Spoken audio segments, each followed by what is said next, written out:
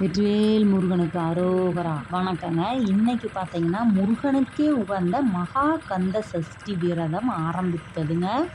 இன்னைக்கு காலையிலேருந்து விரதம் இருக்கிறவங்க 6 நாள் விரதம் இருந்து நமக்கு எது முடியுதோ, நம்ம உடம்புக்கு எது முடியுதோ அந்த விரதம் இருந்துங்க. சில பேர் பார்த்தீங்கன்னா வெறும் தண்ணி மட்டும் குடிச்சிட்டு விரதம் இருப்பாங்க, மிளகு மட்டும் சாப்பிட்டு விரதம் இருப்பாங்க, ஒரு வேளை உணவு மட்டும் எடுத்துகிட்டு விரதம் இருப்பாங்க. நம்ம உடம்புக்கு எது முடியுதோ அதை விரதமாக இருந்து முருகனை வழிபட்டுட்டு வாங்க. இன்றைக்கி பார்த்தீங்கன்னா எங்கள் தோட்டத்தில் மயில் பார்த்தீங்கன்னா இந்த மாதிரி சிறகு விரித்து ரொம்ப நேரம் ஆடிட்டுருக்குது. முருகனே நேரில் காட்சி தந்த மாதிரி இருக்குதுங்க. நம்ம ஒன்று நினைக்கும் போது பார்த்தீங்கன்னா இந்த மாதிரி மயில் கத்துறது, மயில் ஆடுறதெல்லாம் பார்த்தீங்கன்னா முருகனே நேரில் வந்த மாதிரி. இன்னைக்கு காலையிலேயே குளித்து முடிச்சுட்டு கோயிலுக்கு போயிட்டு வந்து முருகனுக்கு உகந்த ஸ்லோகத்தை சொல்லுங்க. இன்னைக்கு கோதுமை கேசரி தான் முருகனுக்கு நெய்வேத்தியமாக பிடித்த ஒன்றுங்க. நம்மளால் என்ன முடியுதோ அதை முருகனுக்கு படைச்சு விரதம் ஆரம்பிக்கலாங்க. விரதம் இருப்பவங்க கந்த சஷ்டி பார்த்தீங்கன்னா மெயினாக குழந்தை வரம் வேண்டி இருப்பாங்க.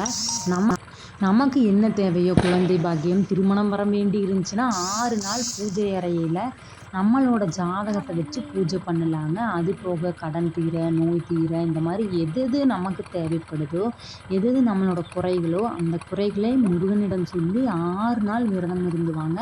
கண்டிப்பாக நல்லதே நடக்கும். வெற்றிவேல் முருகனுக்கு அரோகரா.